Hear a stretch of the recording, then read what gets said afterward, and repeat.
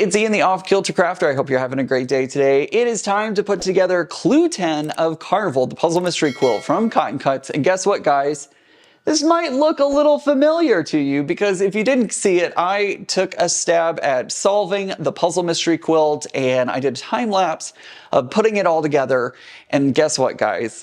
I got it spot on this time. I've been so close in past years, and this time I was able to figure it out before I saw Clue 10. So yes, this is officially the puzzle mystery quilt Carnival. I'm so excited for it. Now, it is turned about 90 degrees to the right here. I wasn't sure which way was going to be the top, which way was going to be the bottom, because it is a square.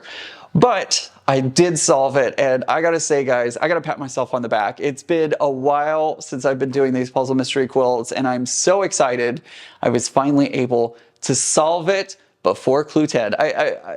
I'm super excited about that. So forgive me if I am overly excited about it, but I finally did it. I finally did it. So today, we're going to be going through Clue 10, which gives us the instructions on how to put everything together. And this time it's pretty cool because it's actually put together kind of like a big 9-patch, really. We're going to be working in square sections that you see here, and we're going to be putting those all together when we get all of them sewn together. So I love how they put it together.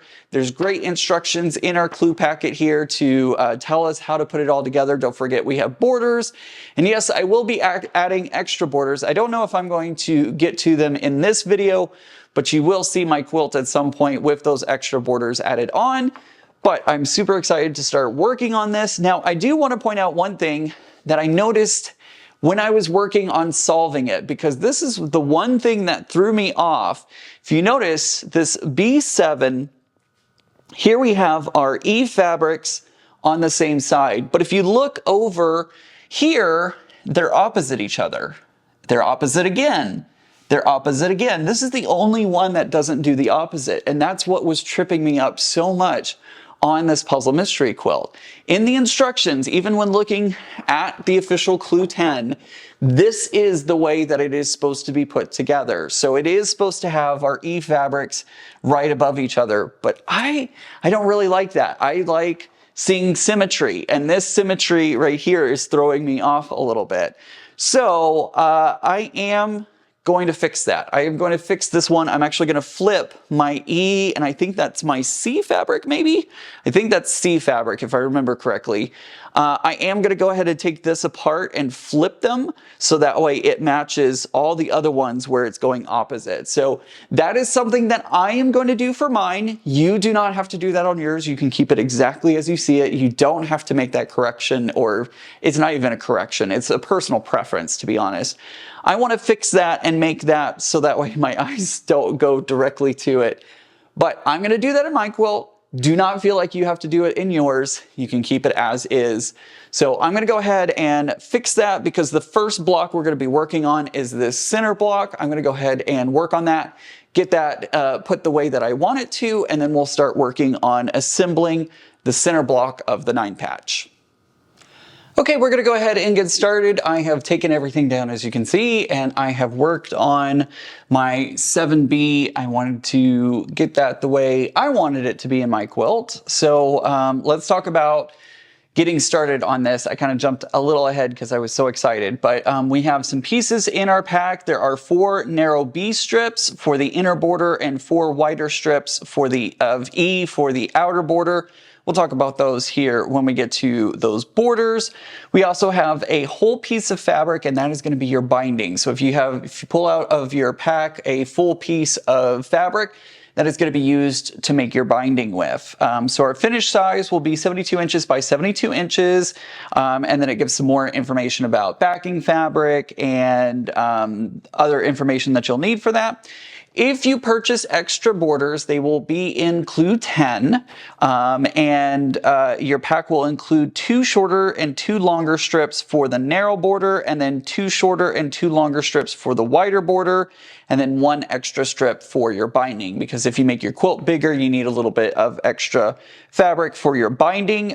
With the extra borders, it will be an 88 by 88 inch quilt.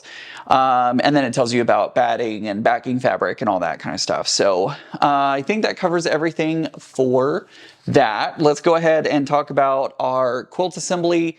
Remember, I said there's a great reference photo here in our instructions. It's basically a huge 9-patch, and the first thing that we're going to be working on is the center section of our 9-patch. And so for our center section, what it says to do for step number 1 is we're going to join a section 4B to the top of a section 9B. I have it upside down because yeah, so 4B will go on top of 9B, and then we're going to add a section 2B to the bottom, and we're going to make 2 of these in total. Then we're going to move over to, for our step 2, we're going to join a section 5B to the top of a section 7B, and we're only going to make 1 of these in total.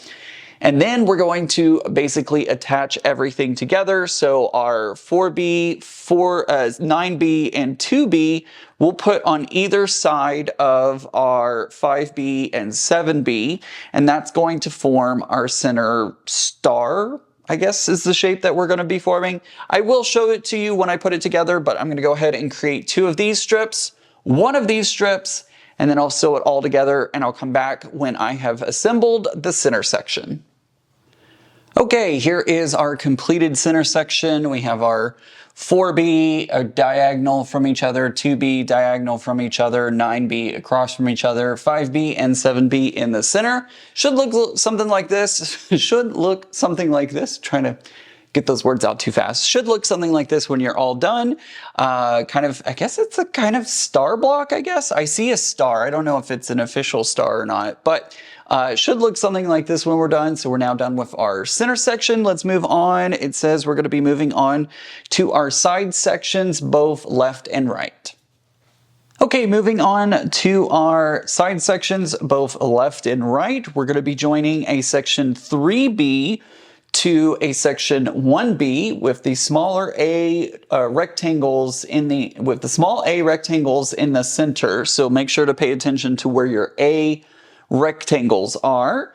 We should have this what looks like when you sew it together a flying geese in the center there. And then for step 2, we're going to join section 5A to the right of section 8B, just like this. And again, we're going to watch our the position of our A fabric. It's going to be pointing outwards away from the center. And then we're going to join step 1 to the top of a step 2, and we're going to do this 2 times. So we're going to make 2 of these because these are going to be both on the left and right side of that center square. I'm going to go ahead and sew all of this together, and I'll come back when I have sewn it all together and we're ready to move on to our next step.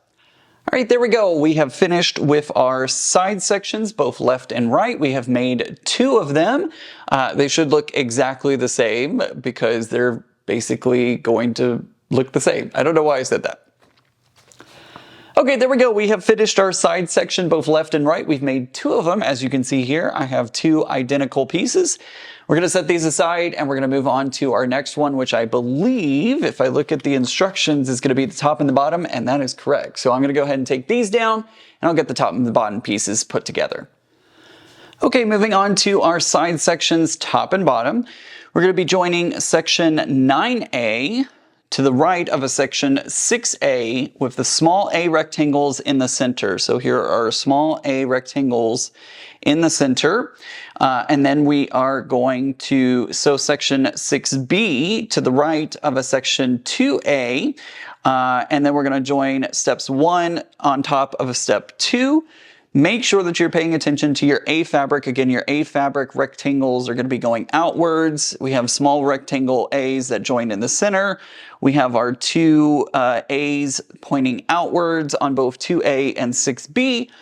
Pretty much what we just did, just slightly different. We're going to go ahead and sew these together, and I'll come back when I sew all of them together so you can see the final product.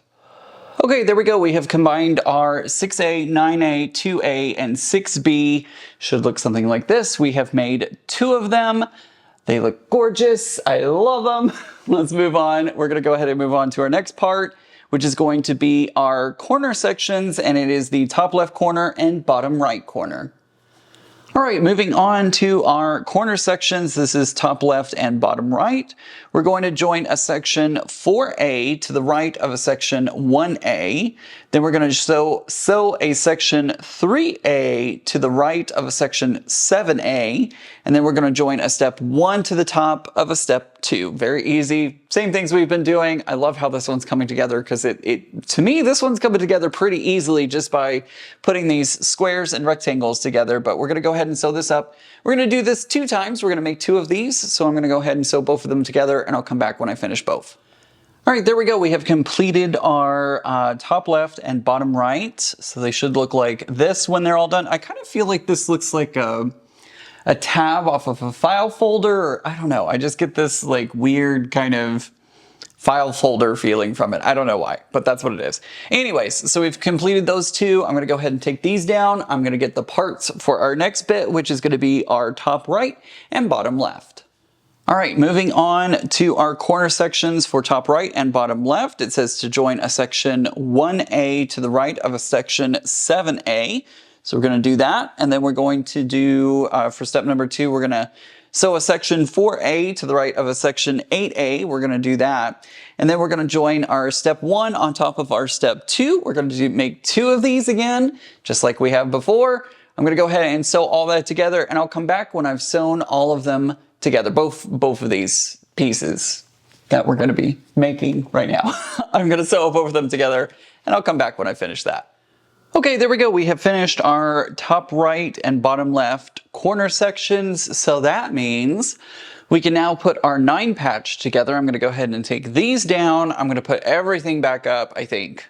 Am I going to put everything up? I think I am. I don't know. We may put the whole thing back up. I may just go ahead and sew it all together, but basically what we're going to be doing now is we have our nice diagram on the back here of our instructions, and you're just going to lay these out as they are appearing in this layout, and we'll start sewing it all together. You don't have to go a certain direction. You can start sewing columns first and then your rows together, or you can do your rows first, and then it doesn't really matter. You can go either way, as long as you put all of them together in the right order of appearance on the diagram. What am I saying? I don't know. But we're going to put those together. And then we also have some borders. So I'll come back when I'm getting ready to put the borders on. Okay, I did look at the instructions and I didn't quite tell you correctly, but that's okay. So for step 1, it says we're going to sew the side units to the left and right of the center unit. So here's our center unit. We're going to sew on our left and our right sides. So we're going to make a row. And then we're going to sew the corner units. Did I say that right? I don't know. Let's try it again. All right, so I was a little excited, and like I saw the diagram and I was like, oh, just sew everything together. The instructions say that you are supposed to sew side units to the left and right of the center unit. So we have our center unit, we have left and right. We're supposed to sew these together to form a row. Then we're going to sew corner units to the left and right side of our side units. So we're going to be sewing our corner units on either side of our side unit. That'll make another row, and then it'll also make the bottom row, and then we sew our rows together. So basically, we're going to sew this as a row, we're going to sew this as a row, and we're going to sew this as a row, and that will make our 3 rows, and then we sew the 3 rows together to make the quilt top. So I'm going to work on sewing all of this together, and then we'll come back when it's time to do the borders. All right, everybody, here it is. Here is what our quilt looks like. We still need the borders, but I forgot 7. Forget to take off. This is how I knew this was the bottom of the quilt, was I had this label on there. And actually, that's the one that I changed, that I flipped so that way it would be offset and diagonal. So that's how I knew that one. But as you can see, I love it. It turned out so great, and we still need to do the borders. So that's going to be the next step. I sigh because it has been a long day of putting all this together, but we're almost there. Like, we are very close. It may not feel like it, but we are very close. Let me grab those borders. All right, I've got clue packet 10. By the way, I didn't even open this when we started today, but I do have some things in here. I have the the binding fabric, excuse me, the binding fabric. This is what my kit has for the binding fabric. I'm gonna have to get a little bit more because I am gonna make it a little bigger. So I'll have to get just a hair more to get some more out of that. But I do have 4 pieces. I think this is 4. It's either 2 or 4 pieces of thinner border, and then I have my thicker border. So we're going to go with the thinner border first. It's going to go on first, and then we fill it in with the thicker border. So I'm going to go ahead and start working on that. Now there are instructions on how to do that inside your clue. It tells you to pin and do all the things. I don't do that typically. A lot of times I just throw it on and it works out, but not always, but typically, oh, I do have 4 because I have to go around all 4 sides. Anyways, so I may pin, I may not, I don't know. It just depends on how I'm feeling. But I'm going to go ahead and put these borders on. Again, thin border first and then thicker border. And let's go ahead and do that. All right, there we go. I have put on the borders and I've had to kind of widen my camera shot a little bit to get everything in the frame. And it's looking really great. My petting zoo puzzle mystery quilt Carnival. Did I get all the things in there from Cotton Cuts? Did I say that? I don't know. Anyways, this is what it looks like. It is done. I love it. I will be adding a extra set of borders that I create. As you know, I like to take elements from my quilt and use them to create borders in some form or fashion. So I definitely will be adding some borders. I haven't quite decided what I want to pull out of the design yet, but that is something that I hopefully will figure out here in the coming days. But this is what it looks like. You have now completed Carnival, the puzzle mystery quilt, and it looks amazing. Can't wait to see what all the other colorways look like when they're all said and done. But you've already seen them because you're in the future. I'm in the past. But here it is. Here's what it looks like. And I'm very excited to have completed another puzzle mystery quilt. Thank you very much for joining me today, and I hope you enjoyed all of these tutorials for Carnival. I'm still, of course, working on Tree of Life, and I will hopefully be taking part in the next puzzle mystery quilt. So stick around for more videos here on my channel about the puzzle mystery quilt and the tutorials and all the things that go along with it. Hope you enjoyed, and don't forget, normal is just a setting on the dryer. Bye!